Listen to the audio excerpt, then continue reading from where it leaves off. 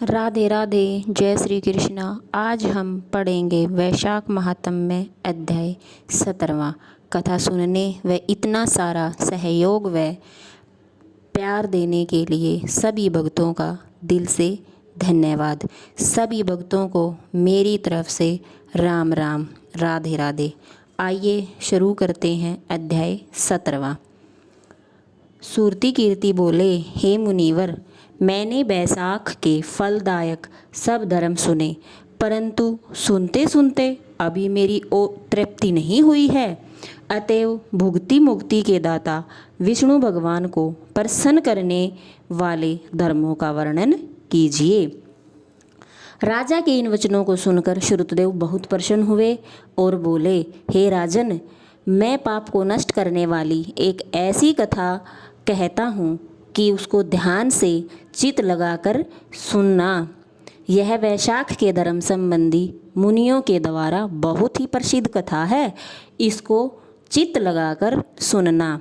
पंपा तीर में एक शंख नाम का महायशस्वी ब्राह्मण सिंह के बृहस्पति में गोदावरी नदी के किनारे आया और भीमरथी के पार कंटक युक्त और पहाड़ी वन में गया, जहाँ न कोई मनुष्य था न जल था।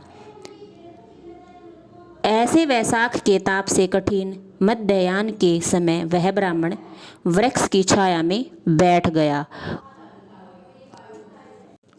उसी समय एक दुराचारी व्याध धनुष लेकर आया। उसने सूर्य के समान चमकते हुए कुंडल पहने हुए ब्राह्मण को देखकर बांध लिया और उसके कुंडल, जूता, छत्र, रुद्राक्ष की माला, कमंडल सब कुछ छीन लिया। तब वह ब्राह्मण उस दुष्ट से छूटकर नंगे पांव धूप में रेती पर चलने लगा और जहाँ पीने को जल तक नहीं था, पांव जलने से वह बहुत व्याकुल हो गया और बैठकर हाय हाय करने लगा। जिसको सुनकर वह व्याध शीघ्र ही उसके पास आया और मुनि को दुखी देख, व्याकुल देख उसके हृदय में दया उत्पन्न हो गई और सोचने लगा कि उसके नए जूते तो मैंने ले ही लिए हैं। अतः उसने उस ब्राह्मण को, जिसके पांव धूप में जल रहे थे, उसे अपनी पुरानी जूती दे दी। उन जूतों को लेकर ब्राह्मण अत्यंत सुखी हो व्याध को आशीर्वाद देने लगा कि तू सुखी हो। तूने वैसाख में जो यह दान दिया है, इससे तेरे पुण्य उदय हो जाएंगे, जिसके प्रभाव से विष्णु भगवान भी प्रसन्न हो जाते हैं। ऐसे वाक्य सुनकर व्याध अत्यंत विस्मित हो ब्राह्मण से बोला, हे महाराज, मैंने आपकी वस्तु लेकर पुरानी वस्तु दी है, भला इसमें मेरा क्या पुण्य होगा? हे ब्राह्मण, वैशाख धर्म क्या है और हरि कौन है, यह आप मुझे कहिए। वह व्याध के ऐसे वचन सुन शंख प्रसन्न हो गया और वैसाख महीने की प्रशंसा करने लगा और सभी धर्मों को बताने लगा। परंतु वैसाख में इस पापाचारी दुर्बुद्धि दुर्मात्मा व्याध ने पात्र दान किया, जिसके फल से तत्काल सद्बुद्धि हो गई। संपूर्ण दान, तप, बड़े यज्ञ तथा तीर्थ यात्रा करने से विष्णु भगवान प्रसन्न होते हैं, परंतु वैशाखोक्त धर्म करने से और भी अधिक प्रसन्न होते हैं। इस माधव मास में जो थोड़े भी कर्म करता है और बहुत ज़्यादा खर्च करता है, दान या धर्म यज्ञों के करने से सिद्ध नहीं होते, तो इस मास में करने से हो जाते हैं। इस मास में ताप नाश करने वाली पादुका तूने मुझको दी है, जिससे भगवान तेरे ऊपर प्रसन्न हो गए और तुझे कल्याण की प्राप्ति हो गई।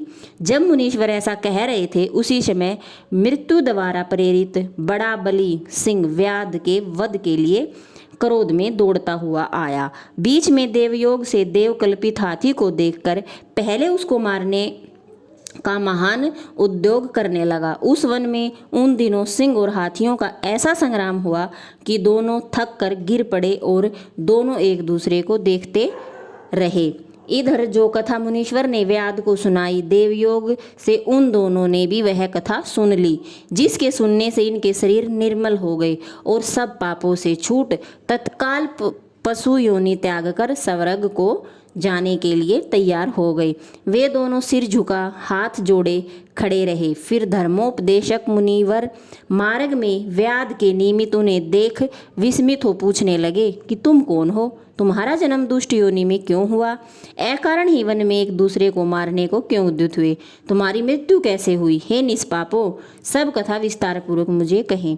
मुनि के ऐसा कहने पर वे कहने लगे, मत्तंग मुनि के दंतिल और कोलाहल 2 पुत्र हुए, शाप दोष से उनके ये नाम हुए। एक दिन हमसे हमारे पिता मतंग ब्रह्म ऋषि संपूर्ण धर्मों को जानने वाले कहने लगे, हे पुत्रों, मधुसूदन भगवान के प्रिय मास वैशाख के धर्म करो, जिससे संसार बंधन से तुम्हारी निवृत्ति हो जाएगी।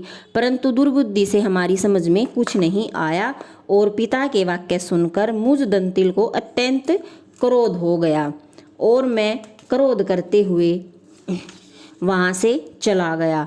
तब धर्म की लालसा वाले हमारे पिता ने क्रोधित हो हमें शाप दे दिया कि हे दंतिल, अपने क्रोध के कारण तू सिंह होगा और मंदोन्तमंत कोलाहल हाथी होगा। तब हम बहुत दुखी होकर शाप निवृत्ति के लिए प्रार्थना करने लगे। तब पिता ने शाप मोक्ष का उपाय बताया कि तुम दोनों पशु योनि पाकर थोड़े दिन पीछे एक दूसरे को मारने के लिए उद्यत हो जाओगे। उसी समय व्याध और शंख के वैशाख धर्म विषयक संवाद देवयोग से तुम्हारे कानों में जाएगा। तब तक क्षण तुम्हारी मुक्ति हो जाएगी और तुम शाप से भी छूट जाओगे। पिता के इस शाप से हमको पशु योनि मिली और अब जो कुछ हुआ सो आपने देखा। देवयोग से हम दोनों यहाँ चले आए और आपका दिव्य संवाद सुना। उसी के प्रभाव से तत्काल मुक्ति हो गई। यह कथा कह दोनों ने मुनीश्वर को नमस्कार कर मुझसे आज्ञा मांग अपने पिता के पास चले गए। सो सब कथा दयानिधि मुनि ने व्याध को सुनाई। देखो वैशाख का कैसा महात्म्य है। जब मुनि ने इस प्रकार कहा तब व्याध अपने शस्त्र फेंक कृपालु निष्प्रय प्रबल बुद्धि ऋषि से कहने लगा। राधे राधे। जय श्री कृष्ण। वैशाख महात्म्य का 17वां अध्याय समाप्त होया। इससे आगे की कहानी हम 18वें अध्याय में पढ़ेंगे। राधे राधे। जय श्री कृष्ण। सभी भक्तों का जीवन मंगलमय हो, सभी खुश रहें। परमपिता परमात्मा की आप सभी भक्तों पर कृपा बनी रहे। राधे राधे।